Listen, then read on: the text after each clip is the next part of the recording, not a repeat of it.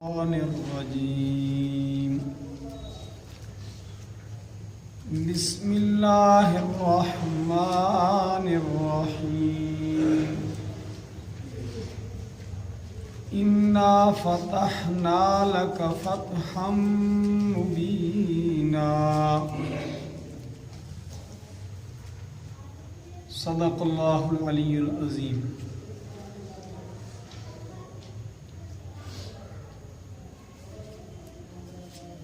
یہ سورہ مبارکہ جس کی پہلی آیت میں نے آپ کے سامنے اس وقت تلاوت کی ہے،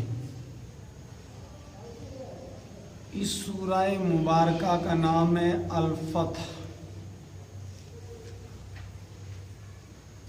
سورہ فتح اس کا نام اس لیے بھی رکھا گیا ہے کہ اس میں لفظ فتح آیا ہے، اور اس کا جو مضمون ہے سورت کا، اس کا تعلق بھی ایک عظیم الشان فتح سے ہے، ایک بڑی کامیابی کے ساتھ اس کا تعلق ہے۔ رسول اکرم صلی اللہ علیہ وسلم مکہ مکرمہ میں پیدا ہوئے۔ مکہ مکرمہ ہی میں نبی اکرم صلی اللہ علیہ وسلم کو اللہ تبارک و تعالی نے رسالت کا منصب عظیمہ عطا فرمایا۔ لگ بھگ زندگی کے صحیح زندگی کے 53 سال 53 ایئرس نبی اکرم صلی اللہ علیہ وسلم نے مکہ مکرمہ میں گزارے ہیں، اور 13 سال آپ صلی اللہ علیہ وسلم نے مکہ مکرمہ میں اس حالت میں گزارے ہیں کہ آپ کے سر اقدس پر نبوت کا تاج سجایا جا چکا تھا۔ آپ صلی اللہ علیہ وسلم کو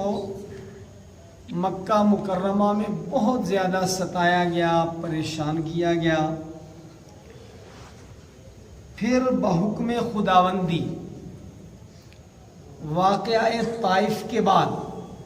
آپ صلی اللہ علیہ وسلم نے زندگی کے 53 سال مکہ مکرمہ میں گزارنے کے بعد مدینہ منورہ ہجرت فرمائی، اور بوقت ہجرت نبی اکرم صلی اللہ علیہ وسلم نے ارض مکہ کو مخاطب بنا کر فرمایا،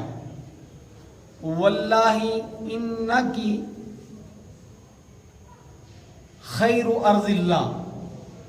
کہ اللہ کی قسم تو زمینوں میں سب سے زیادہ بہتر اور خیر والی زمین ہے، اور فرمایا کہ اللہ تعالیٰ کے نزدیک بھی تو سب سے زیادہ محبوب ہے۔ اگر ارض مکہ کے رہنے والے مجھے مکہ مکرمہ چھوڑنے پر مجبور نہ کرتے تو میں کبھی مکہ مکرمہ کو نہ چھوڑتا۔ حضور اکرم صلی اللہ علیہ وسلم نے مکہ مکرمہ سے مدینہ منورہ ہجرت فرمائی، اور آپ کے ساتھ مسلمانوں نے بھی ہجرت فرمائی۔ مشرکین مکہ، دشمنان امن و امان، مخالفین رسول صلی اللہ علیہ وسلم نے وہاں بھی آپ کا پیچھا کرنا شروع کیا۔ چنانچہ ہجرت کے دوسرے ہی سال جنگ بدر کا واقعہ پیش آ گیا، تیسرے سال جنگ احد کا مرحلہ پیش آیا، 5ویں سال غزوہ خندق کا مرحلہ پیش آیا۔ لیکن غزوہ خندق کے موقع پر مسلمانوں کی طرف سے جو ڈٹ کر مشرکین کا اور مخالفین امن و امان کا مقابلہ کیا گیا، تو نبی اکرم صلی اللہ علیہ وسلم نے فرمایا کہ اب ان مخالفین امن و امان، ان فسادیوں، ان دہشت گردوں کی ایسی کمر ٹوٹ گئی ہے کہ آئندہ قریش تمہارے اوپر چڑھائی نہیں کریں گے مدینہ منورہ کے اوپر۔ اگرچہ یہ اپنی شرارتوں سے پھر بھی بعض یہودیوں سے انہوں نے معاہدہ کیا کہ ہم مل کر کے مدینہ منورہ والوں کا مقابلہ کریں گے، یعنی مسلمانوں کا مقابلہ کریں گے۔ اسی اثنا میں سن 6 ہجری میں نبی اکرم صلی اللہ علیہ وسلم کو خواب میں یہ منظر دکھایا گیا کہ آپ صلی اللہ علیہ وسلم اپنے اصحاب کے عمرہ کے سفر پر ہیں، عمرہ کے لیے تشریف لے گئے ہیں، عمرہ مکمل کیا ہے، اور عمرہ مکمل کرنے کے بعد بعض صحابہ نے بالکل سر منڈا دیے ہیں اور بعض نے بال چھوٹے کروائے ہیں۔ رسول اکرم صلی اللہ علیہ وسلم کا جو خواب ہوتا ہے وہ خواب ہی نہیں ہوتا، بلکہ وہ حکم ربانی ہوتا ہے، وہ نبوت کے حصص میں سے ایک حصہ ہوتا ہے۔ آپ صلی اللہ تعالی علیہ وسلم نے بیدار ہونے کے بعد عمرے کا ارادہ فرما لیا، اور اطراف و جوانب کے اندر بستیوں میں بھی اعلان کروا دیا کہ میں عمرے کے لیے جا رہا ہوں، جو لوگ میرے ساتھ چلنا چاہیں وہ ضرور چلیں۔ حالات ایسے تھے کہ مکہ مکرمہ کے لوگ انتہائی غم و غصے کے اندر تھے، چونکہ صرف ایک ہی سال پہلے مکہ مکرمہ والوں نے تمام اپنے حلیفوں ہمدرد قبائل کے ساتھ مل کر ایک زوردار اور بڑا جو ہے وہ حملہ مدینہ منورہ کے مسلمانوں پر بولا تھا، اور اس میں وہ ناکام ہوئے تھے۔ تو وہ غیظ غضب ان کے اندر تھا۔ تو یہ بات عجیب لگتی تھی کہ ان حالات کے اندر جب وہ بالکل یہ نہیں چاہتے کہ یہ مکہ مکرمہ پر قدم بھی رکھیں، اور ادھر سے جو ہے وہ نبی اکرم صلی اللہ علیہ وسلم نے عزم مصمم فرما لیا کہ ہم عمرے کے لیے چلیں گے۔ صحابہ کرام رضوان اللہ تعالی علیہم اجمعین، خاص طور پر وہ صحابہ کہ جو مکہ مکرمہ سے ہجرت کر کے مدینہ منورہ تشریف لے گئے تھے، اور جو تھے مکہ مکرمہ سے باہر، تو وہ کون مسلمان ہیں جسے کعبۃ اللہ کی زیارت کا اشتیاق نہیں ہوتا؟ اور جو وطن چھوڑ کر گئے تھے، اور وطن بھی مکہ مکرمہ جیسا جہاں کعبۃ اللہ ہے، اس کی زیارت کا اشتیاق کس کو نہیں ہوگا؟ تو دل کے اندر وہ تمنا، وہ شوق انگڑائیاں تو لے ہی رہا تھا، اور ادھر نبی اکرم صلی اللہ علیہ وسلم نے یہ اعلان فرمایا، تو ایک بڑا قافلہ جو ہے وہ تیار ہو گیا۔ روایت میں بہت زیادہ جو مستند بات ہے وہ ہے 1400، ورنہ 1500 کا بھی ہے، 1800 کا بھی ہے۔ یہ سارے کے سارے حضرات تیار ہو گئے کہ ہم بھی آپ کے ساتھ عمرہ فرمائیں گے۔ یہ حضرات روانہ ہوئے، اور نبی اکرم صلی اللہ علیہ وسلم نے جہاں ان سے فرمایا تھا کہ وہاں سارے کے سارے ذوالحلیفہ میں جمع ہو جائیں، تو وہاں یہ مختلف قبائل سے آ کر ذوالحلیفہ میں جمع ہو گئے، احرام باندھ لیے، اور اپنے ساتھ قربانی کے جانور بھی لے لیے جسے ہدی کہتے ہیں، یہاں تک کہ وہاں ذوالحلیفہ میں ان کے ہار ڈالے جانوروں کے، مسلمانوں نے قلادہ جسے آپ کہتے ہیں، اور وہ قربانی کے جانور کو ممتاز کرنے کے لیے چیرا لگاتے تھے، وہ چیرا بھی لگا دیا، اور بڑے ذوق شوق کے ساتھ یہ کارمان شوق بیت اللہ کی طرف روانگی کی تیاریاں کر چکا۔ حضرت عمر رضی اللہ تعالیٰ عنہ نے فرمایا بھی کہ یا رسول اللہ صلی اللہ علیہ وسلم، وہ ہمارے سخت ترین دشمن ہیں، لڑائی نہ ہو جائے، ہمیں کچھ ہتھیار تو ساتھ رکھنا چاہیے۔ نبی اکرم صلی اللہ علیہ وسلم نے فرمایا نہیں، ہم عمرے کے ارادے سے جا رہے ہیں۔ عرب کے دستور کے مطابق ایک تلوار ہر بندہ اپنے پاس رکھتا تھا، تو ایک ایک تلوار تو ہم اپنے اس میں رکھیں گے، اس کے علاوہ ہم کوئی جنگی ہتھیار ساتھ نہیں لے جائیں گے، اور ہم عمرے ہی کے لیے جا رہے ہیں۔ اس کی علامت یہ ہے کہ ہمارے ساتھ یہ قربانی کے جانور ہیں۔ حضور اکرم صلی اللہ علیہ وسلم بہرحال وہ اسوائے حسنہ ہے انسانیت کے لیے، وہ ہر شعبہ زندگی کے اندر ایک نمونے کے بہترین رہنما اور قائد ہیں۔ آپ صلی اللہ علیہ وسلم کو بھی کسی حد تک تو خدشہ تھا کہ ممکن ہے وہ ہمارے ساتھ آمادہ جنگ نہ ہو جائیں، تو آپ نے بنی کعب کا ایک شخص بطور جاسوس کے کہ بھئی خبر لے کر آؤ وہ کیا کریں گے، اس ہمارے عمل پر ان کا کیا رد عمل ہوگا، ان کو بھیج دیا۔ قافلہ جو آگے بڑھا تو وہ جو مخبر تھا، جو جاسوس تھا نبی اکرم صلی اللہ علیہ وسلم کا یا اس اسلامی ریاست کا، وہ اسفان کے مقام پر واپس پہنچا اور اس نے کہا کہ یا رسول اللہ صلی اللہ علیہ وسلم، ان کے درمیان مشاورت ہوئی اور حضور اکرم صلی اللہ علیہ وسلم نے جو سفر مدینہ منورہ سے شروع کیا، یہ سفر یکم ذی قعدہ کو کیا۔ ذی قعدہ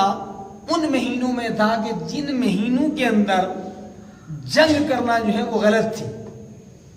اور جو احرام باندھا ہوا ہو، اللہ کے گھر کی زیارت عبادت کے لیے جا رہا ہو، اس کا سب احترام کیا کرتے تھے۔ تو ایک طرف سے تو یہ تھا عرب والوں کے سامنے کہ بھئی یہ عمرے کے لیے آ رہے ہیں، جانور ہیں ان کے ساتھ قربانی کے، اگر ہم ان کا راستہ روکیں گے تو پورے عرب کے اندر یہ بات پھیل جائے گی کہ یہ تو جائیں گے، عمرے کی اجازت نہیں دیں گے۔ ایک طرف سے تو ان کے سامنے یہ تھا کہ ہم بدنام ہو جائیں گے، دوسری طرف سے مکہ مکرمہ والوں کے ساتھ یہ تھا کہ پچھلے سال بھی انہوں نے ہمیں پسپا کیا، ناکام کیا، مغلوب کیا، اور اس سال اتنا بڑا قافلہ دن دناتا ہوا آئے گا، یہاں زیارت کرے گا، عمرہ کرے گا، مکہ کی گلیوں میں چلے پھرے گا، تو یہ ہم کیسے برداشت کریں؟ یہ دونوں باتیں تھیں۔ لیکن بہرحال ان کا غیظ و غضب اور ان کا تعصب اور ان کی انسانیت دشمنی اور ان کی اسلام دشمنی ان کی فکر پر غالب آئی اور انہوں نے مقابلے کی تیاری کر لی۔ چنانچہ جاسوس نے آ کر بتایا کہ یا رسول اللہ صلی اللہ علیہ وسلم، خالد ابن ولید جو ابھی مسلمان نہیں ہوئے تھے، وہ 200 افراد کا ایک قافلہ لے کر قراء الغمیم پہنچ چکے ہیں آپ کا راستہ روکنے کے لیے۔ ادھر سے یہ چونکہ عمرے کے ارادے سے گئے تھے تو ان کے پاس کوئی اسلحہ بھی نہیں تھا۔ حضور اکرم صلی اللہ علیہ وسلم نے انتہائی ایک بیدار مغز کمانڈر کی طرح فیصلہ لیا۔ آپ صلی اللہ علیہ وسلم دنیا کی ایک بہت منظم، مضبوط، ڈسپلنڈ فوج کے جو ہے وہ چیف کمانڈر بھی تھے، کمانڈر ان چیف تھے۔ آپ نے فوراً راستہ بدل دیا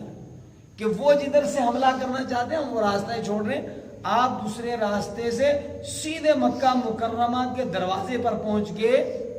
مقام حدیبیہ۔ جب آپ صلی اللہ علیہ وسلم مقام حدیبیہ پہنچے تو بنو خزاعہ کا سردار بدیل بن ورقہ وہاں پہنچا کچھ افراد کے ساتھ، اور اس کو بھی یہ خدشہ تھا، وہ حلیف تھا مکہ کے قریش کا، ٹھیک ہے، کہ بھئی ہم کسی کا بھی مقابلہ کریں گے تو مل کر کے کریں گے۔ چنانچہ بدیل بن ورقہ نے آ کر نبی صلی اللہ علیہ وسلم سے ملاقات کی تو آپ صلی اللہ علیہ وسلم نے اس سے بھی کہا کہ ہمارا کوئی ارادہ جنگ، لڑائی، فتنے فساد کا نہیں ہے، ہم تو عمرے کے ارادے سے آئے ہیں، ہمارے ساتھ جو ہیں وہ قربانی کے جانور ہیں۔ تو اس کو بات سمجھ میں آ گئی، وہ واپس گیا اور جا کر مکہ مکرمہ کے قریش سے کہا کہ قریشیوں، ہماری اور آپ کی دوستی ہے، ہمارا اور آپ کا معاہدہ ہے، ہم آپ کے حلیف ہیں، لیکن اس لیے حلیف نہیں کہ آپ لوگوں کو جو ہے وہ جو لوگ کعبۃ اللہ کی زیارت اور عمرے کے لیے آئے تو ان کے ساتھ آپ مقابلے کرو اور ہم آپ کے ساتھ کھڑے ہو جائیں، یہ غلط بات ہے۔ لیکن قریش کو یہ بات سمجھ میں نہیں آئی، ان کے اندر وہ جو تعصب اور غیظ و غضب تھا وہ برابر جو ہے وہ بھڑک رہا تھا۔ چنانچہ انہوں نے احابیش کے سردار حلیس بن علقمہ کو بھیجا. حضور اکرم صلی اللہ علیہ وسلم نے حلیس بن علقمہ سے بھی یہی کہا کہ ہم کوئی جنگ کے ارادے سے نہیں آئے ہیں، عمرہ کے ارادے سے آئے ہیں ہم، اور ہم عمرہ کرنا چاہتے ہیں، آپ اس میں رکاوٹ نہ ڈالیں. اس دوران نبی اکرم صلی اللہ علیہ وسلم نے سیدنا حضرت عثمان رضی اللہ تعالی عنہ کو بھی قریش کے پاس مکہ مکرمہ بھیجی. یہاں اہل علم میں خاص بات یاد رکھیں کہ حضرت عثمان رضی اللہ تعالیٰ عنہ کو کیوں بھیجا؟ اس لیے کہ حضرت عثمان بنو امیہ سے تھے، اور اس وقت جو ہے وہ تولیت حکومت وہ بنو امیہ کی تھی، جو بھی جیسا کیسا نظام تھا. تو گویا اس تعلق سے امید تھی کہ ممکن ہے وہ اس تعلق کا لحاظ کریں. دعوتی نقطۂ نظر سے یہ بات بڑی قابل توجہ ہے، اور سیرت کے پڑھنے کا یہی انداز ہونا چاہیے کہ بھئی یہ ان کی برادری کے ہیں، ان کی وہاں حکومت ہے، ہو سکتا ہے یہ لحاظ کریں اس بات کا. حضرت عثمان رضی اللہ تعالیٰ عنہ تشریف لے گئے، اور کسی نے غلط خبر یہاں حدیبیہ میں، جہاں نبی اکرم صلی اللہ علیہ وسلم کا قافلہ پڑاؤ ڈالا ہوا تھا، یہ بات پہنچا دی کہ انہوں نے حضرت عثمان رضی اللہ تعالیٰ عنہ کو شہید کر دیا ہے. بس یہ سننا تھا کہ مسلمانوں کی حمیت اسلامی بھی بھڑک اٹھی، شعلہ زن ہو گئی، اور حضور اکرم صلی اللہ علیہ وسلم نے ایک درخت کے نیچے صحابہ سے بیعت لی کہ ہم خون عثمان کا بدلہ لیے بغیر واپس نہیں جائیں گے. کہ وہ سفیر تھے، سفیر کے ساتھ تو ایسا نہیں کرنا چاہیے، چاہے حالات جنگی کیوں نہ ہو، اور یہ تو جنگی حالات نہیں تھے.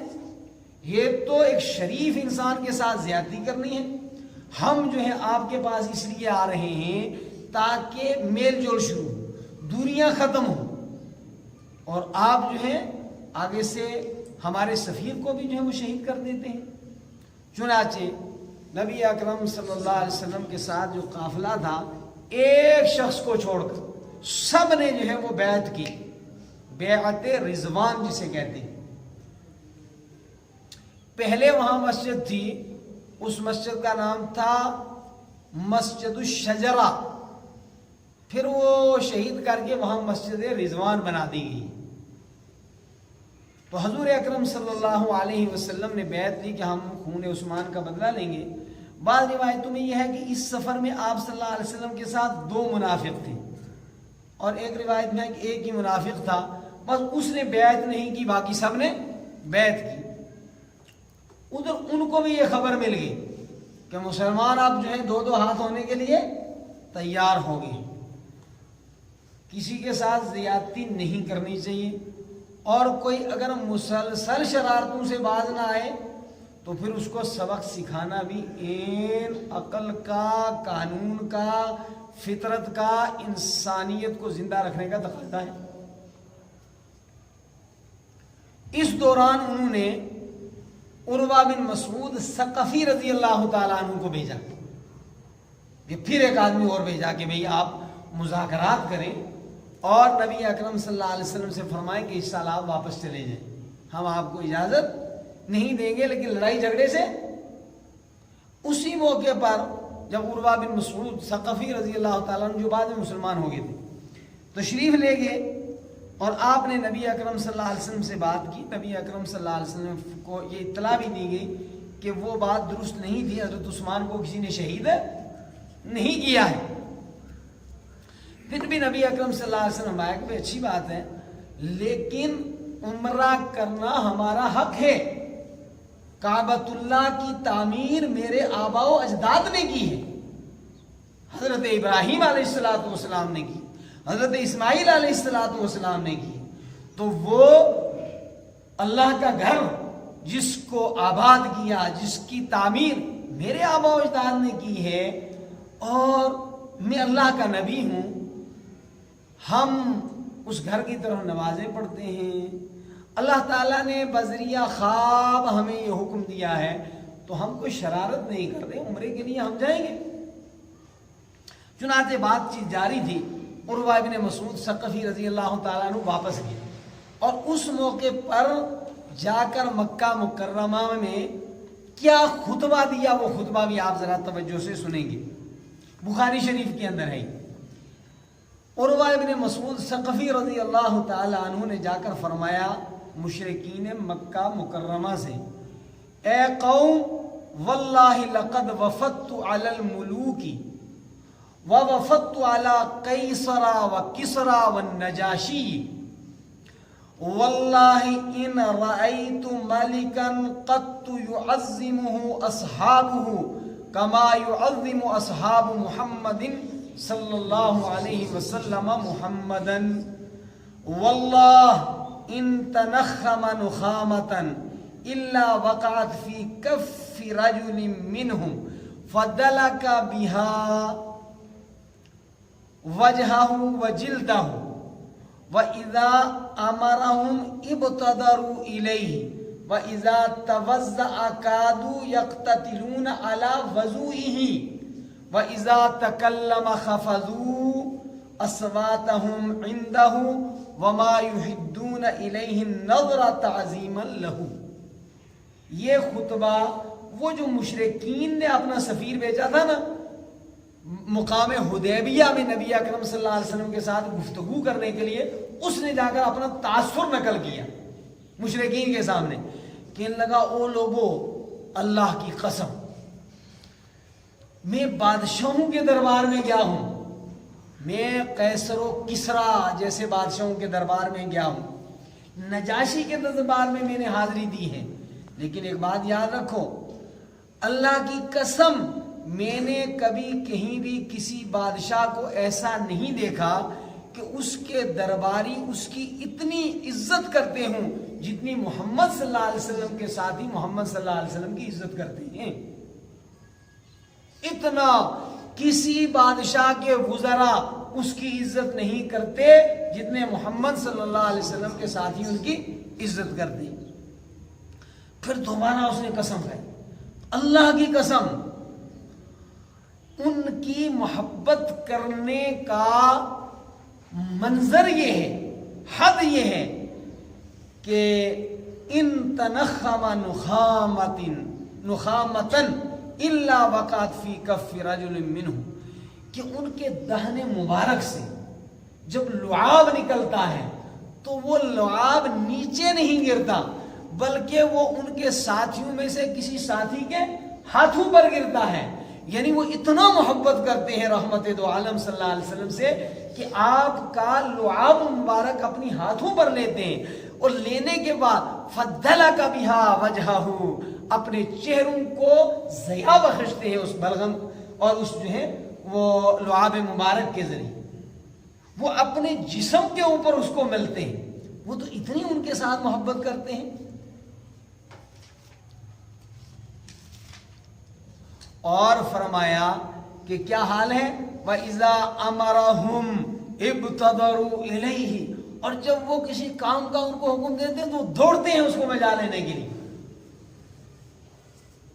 اطاعت رسول اور اطاعت الہی کا یہی انداز ہونا چاہیے۔ میں نے بارہا نقل کیا، موقع کی مناسبت سے نقل کر دیتا ہوں، سورہ نساء کے اندر 5ویں پارے کے بالکل آخر میں ہے، ان المنافقین یخادعون اللہ وہم خادعوہم، کہ منافق اپنے گمان کے مطابق اللہ تعالیٰ کو دھوکہ دیتے ہیں حالانکہ وہ خود دھوکے کے اندر ہیں۔ پھر منافق کی علامت بتائی کہ منافق کی علامت کیا ہوتی،